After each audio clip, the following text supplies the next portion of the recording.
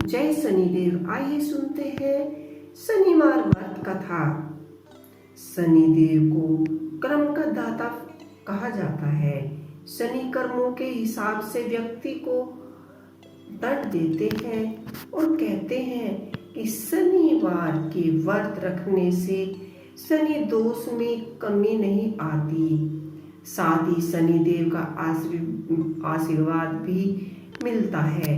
शनि दोष और शनि की साढ़े साती से बचने के लिए इस कथा का पढ़ना जरूरी है। यह कथा हम विस्तार से पढ़नी और सुननी चाहिए। सर्वप्रथम श्री सरस्वती को सुमरन करके, गणपति जी को नमस्कार करके तथा अपने गुरुदेव के चरणों में माथा नवाकर मैं श्री शनि देव जी की कथा प्रारंभ करता हूँ।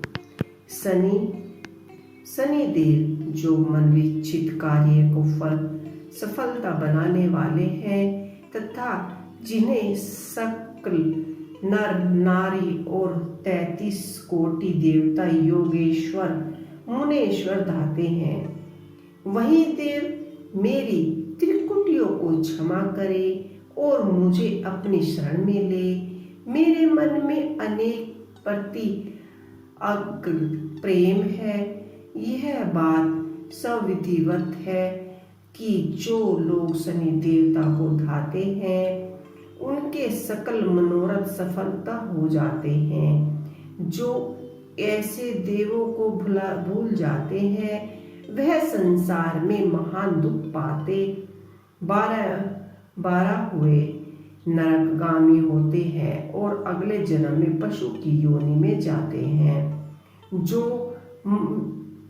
कथा में तन मन से कही जाती है यानी योनि में जाते हैं, कथा तन मन से कही जाती है, उसे आप भी सच्चे मन से ग्रहण करें। एक बार संसार में चहु और पंचे जाने वाले नवग्रह एवं स्थान पर एकत्रित हुए परस्पर विधिवत 4 प्रकार से विलुप्त करने लगे। जब बात घूमते हुए उस स्थान पर जा पहुंची कि हम नवग्रहों में से सबसे बड़ा स्वादिक पूजनीय कौन देव है, तो प्रत्येक ग्रह देवता स्वयं को बड़ा कहने लगे। इस बात पर जब बहुत देर तक विचार विवाद होते रहा और कोई निर्णय नहीं हो सका, तो यह हुआ कि चक्रा इंद्र से इसका निर्माण करना चाहिए।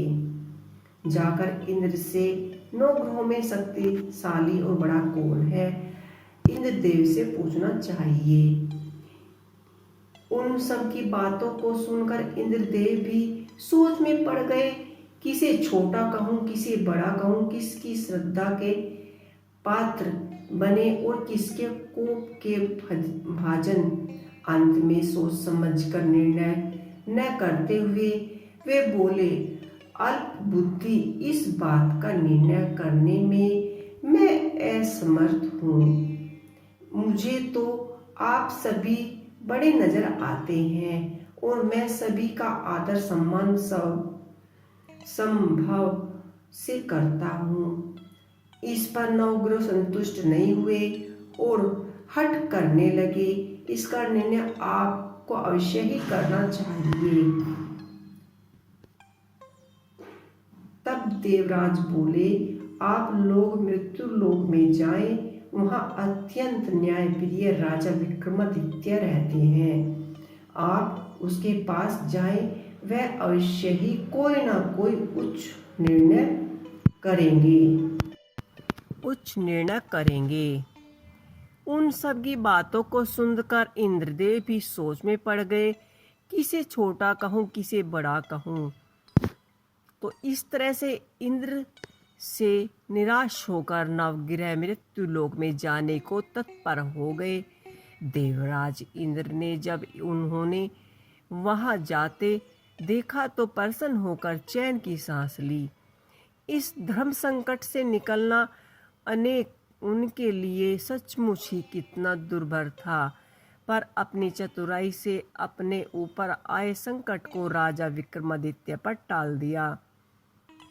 उज्जैन नगरी उन दिनों सारे ही भारत में धाक थी।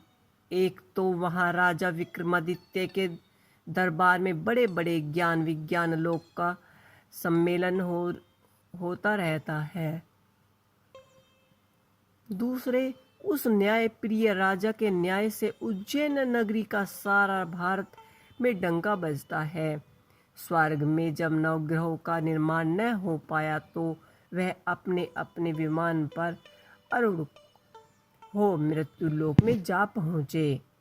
ठीक उसी समय जब राजा विक्रमादित्य का दरबार ठसाठस भरा हुआ था, तब नवग्रह वहां जा पहुँचे। नवग्रहों को इकट्ठा देखकर विक्रमादित्य अपने सिंहासन से उठ खड़े हुए और सभी देवों को सम्मान पूर्वक आसन ग्रहण करने को कहा, किंतु राजा के इस सम्मान को किसी भी देव ग्रह स्वीकार नहीं किया। तब विक्रमादित्य ने प्रश्नवाचक दृष्टि से उनकी ओर देखा तो बृहस्पति देव ने आगे बढ़कर दृष्ट स्वर से कहा कि हे राजन, हम यहाँ पर तब तक आसन ग्रहण नहीं करेंगे जब तक कि आप हमारे यह निर्णय नहीं करेंगे कि हम लोगों में से बड़ा कौन है। राजा अपने ऊपर आए इस धर्म संकट को देखकर पल भर को तो घबराए गए, परंतु शीघ्र ही उन्होंने स्वयं को संभाल लिया। उसने अपने मन में एक युक्ति सोच ली। दरबार में छोटे छोटे आसन की एक पंक्ति प्रवेश द्वार तक चली गई थी। राजा ने उन लोगों को कहा कि आप यहाँ पर आसन ग्रहण कीजिए और मैं सोचकर अभी अपना निर्णय करता हूँ। यह कहकर राजा ने अपने सिंहासन पर बैठ गए। सिंहासन के निकट ही जो आसन पड़ा था उस पर भागकर बृहस्पति देव जी जा बैठे। अनेक अलग अलग आसनों पर सूर्य देव जी जा बैठे। सूर्य के निकट चंद्रमा और इसी क्रम से बुध, मंगल, राहु, केतु इत्यादि भी अपने अपने आसन ग्रहण कर लिए। पंक्ति में आठवें थे भाग्यवत, किंतु उन्हें भी संतोष था कि उनके बाद शनिश्चर बैठेंगे, किंतु आसन प्रवेश द्वार के समीप होने के कारण, सबसे अंत में होने के कारण शनिदेव उस पर नहीं बैठे। राजा विक्रमादित्य ने सोचा था कि जो ग्रह उस अंतिम आसन पर बैठेगा वह उसी को विनय और दयाशील के आधार पर बड़ा कह देंगे, पर वहाँ तो बात दूसरी ही हो गई। शनिदेव अति क्रोधित और विकट स्वभाव के देवता है। जब वह नहीं बैठे तो आठवें ग्रह खिलखिलाकर उन पर हंसने लगे। अपना इस प्रकार से अपमान देखते हुए शनिदेव की आंखें क्रोध से लाल हो गई और भुकटिया तन गई। क्रोध से कांपते हुए बोले कि हे राजन, मुझसे वैर लेकर तुमने ये अच्छा नहीं किया।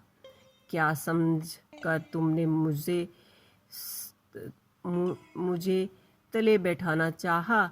चंद्र ग्रह का प्रभाव 2.25 दिन रहता है और सूर्य, शुक्र, बुध का प्रभाव केवल आधा ही दिन रहता है। राहु और केतु 18 माह रहते हैं, जबकि मैं 7.5 वर्ष तक रहता हूँ। इसीलिए हे राजन, अब तू सावधान हो जा। तूने जो मेरा अपमान किया है इसका दंड तो तुझे अवश्य ही मिलेगा।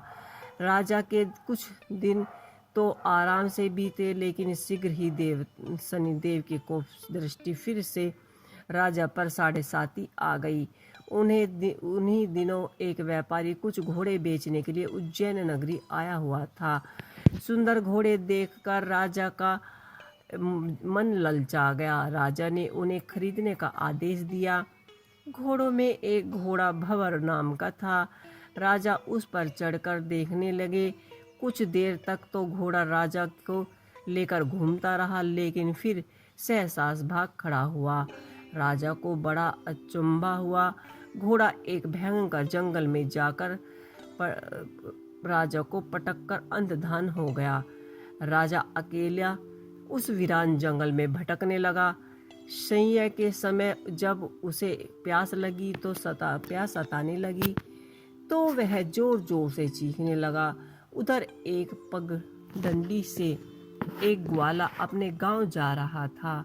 वह राजा की आवाज सुनकर रुक गया और राजा अनेक के पास ग्वाले ने अपने व्यथा जानकर उसके निकट की नदी पर ले जाकर उसको पानी पिलाया। पानी पीने के बाद राजा स्वयं स्वस्थ हो गए और प्रसन्न होकर उसने ग्वाले को अपने हाथ की अंगूठी उतारकर दे दी और उसे कहा कि मैं उज्जैन का रहने वाला हूँ, यहाँ रास्ता भटक गया हूँ, तुम मुझे रास्ता दिखाओ। तब ग्वाले ने उसे अपने साथ गांव में लाए। वहाँ एक मिष्ठान की दुकान पर राजा ने मिठाई खा पीकर भूख मिटाई और दुकानदार को भी एक अंगूठी उतार कर दे दी। जो ये हमने शनिदेव की कहानी आपको सुनाई है, ये कहानी अभी अधूरी है। इसका आधा पार्ट हम अगली बार आपको सुनाएंगे। तो इस कहानी में इतना ही। आपको ये कहानी कैसी लगी मुझे कमेंट बॉक्स में लिख के अवश्य ही बताइएगा। जय शनिदेव।